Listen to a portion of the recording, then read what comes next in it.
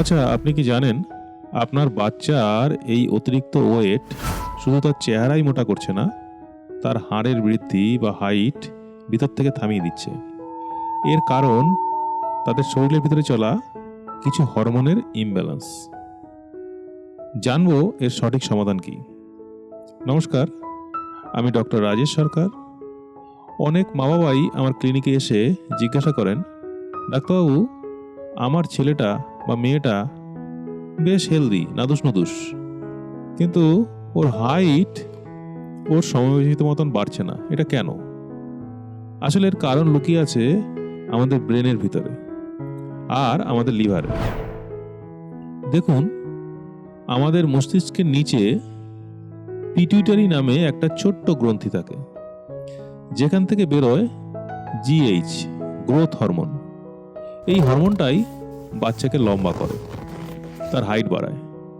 কিন্তু যখন বাচ্চার ওজন বেড়ে যায় বা ওবেসিটি হয়, অতিরিক্ত খাওয়ার কারণে বা যে কোনো কারণেই হোক, তখন তার রক্তে শর্করা বা গ্লুকোজের পরিমাণ বেড়ে যায়। এই গ্লুকোজটা জিএইচ এর শত্রু। এই গ্লুকোজ বাড়লে দুটো বিপদ হয়। প্রথমত, আমাদের মস্তিষ্কের ভিতরে হাইপোথ্যালামাস নামে একটা অংশ আছে, সেখান থেকে সোমাটোস্ট্যাটিন নামের একটা ব্রেক হরমোন বেরোতে শুরু করে। এই হরমোনটা পিটুইটারিকে গিয়ে বলে এখন আর গ্রোথ হরমোন বের করার দরকার নেই, ফলে পিটুইটারি তার কাজ বন্ধ করে দেয়।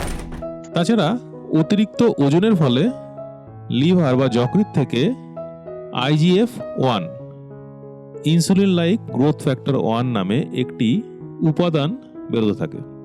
এই IGF-1 ও পিটুইটারিকে সিগন্যাল পাঠায় গ্রোথ হরমোন তৈরি করা বন্ধ করে দাও। ফলে হাড়ের বৃদ্ধি বা লিনিয়ার গ্রোথ আটকে যায়। তাহলে উপায় কি? চিন্তার কিছু নেই। তাদের জীবনযাত্রায় সামান্য একটু বদল আনলেই আমরা এই সমস্যার সমাধান করতে পারি। আমাদের প্রধান লক্ষ্য হবে ওই ব্রেক হরমোন বা সোমাটোস্ট্যাটিনকে শান্ত রাখা। প্রথমেই বাচ্চার ডায়েট থেকে অতিরিক্ত রিফাইন কার্বোহাইড্রেট বাদ দিয়ে দিন।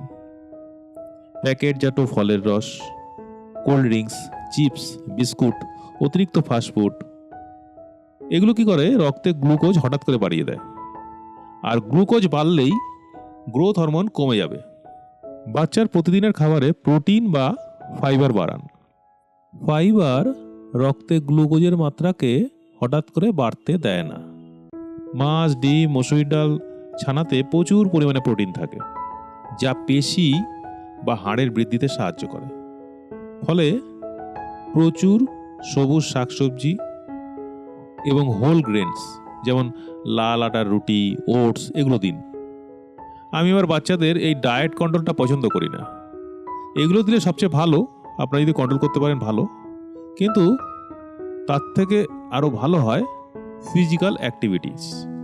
তাই বাচ্চাকে প্রতিদিন অন্তত 1 ঘন্টা বাইরে খেলতে দিন।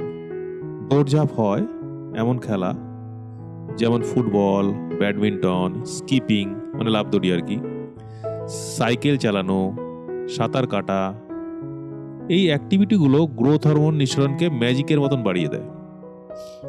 স্ট্রেচিং বা লাফানো, এর ফলে কি হয় কি, হাড়ের গ্রোথ প্লেটগুলো উদ্দীপিত হয়। তবে একদম ছোট বাচ্চার ক্ষেত্রে জিম বা হেভি ওয়েট লিফটিং এই বয়সে এড়িয়ে চলাই ভালো। আর সবচেয়ে বড় শত্রু হলো এক জায়গায় বসে ঘন্টার পর ঘন্টা মোবাইল দেখা, টিভিতে বা কম্পিউটারে গেম খেলা। এগুলো বন্ধ যত করবেন তত বাচ্চার ভালো হবে। রাত জাগা একদম চলবে না। রাত 10টার মধ্যে বাচ্চাকে ঘুমোতে পাঠান, যাতে তার গভীর ঘুম হয়। কারণ এই গভীর ঘুম বা এনআরইএম স্লিপ সব থেকে বেশি গ্রোথ হরমোন তৈরি করে। এর পাশাপাশি মনে রাখবেন, আনন্দ বা মানসিক শান্তি বা মেন্টাল পিস শিশুর গ্রোথকে অনেকটা বাড়িয়ে দেয়। স্ট্রেস ফ্রি পরিবেশ হরমোনের ব্যালেন্স ঠিক রাখে। তবে একটা কথা অবশ্যই মাথায় রাখবেন, বাচ্চার উচ্চতা, ফ্যামিলি হিস্ট্রি বা মায়ের বাবার উচ্চতা, জেনেটিক্সের উপরেও একটা বড় ভূমিকা থাকে। পর্যাপ্ত ঘুম, সঠিক খাওয়া, এক্সারসাইজ, আনন্দে থাকা, এগুলো শিশুর স্বাভাবিক গ্রোথকে ত্বরান্বিত করে। কিন্তু এই সমস্ত নিয়ম মেনে চলার পরেও যদি আপনার মনে হয় বাচ্চার গ্রোথ সেভাবে হচ্ছে না, তবে ফেলে না রেখে অবশ্যই একজন চিকিৎসকের পরামর্শ নিন। এই ভিডিওটি ভালো লাগলে অবশ্যই লাইক ও সাবস্ক্রাইব করবেন। কোনো পরামর্শ প্রয়োজন হলে কমেন্ট করবেন। আবার নতুন কোনো ভিডিও নিয়ে আসবো। ধন্যবাদ।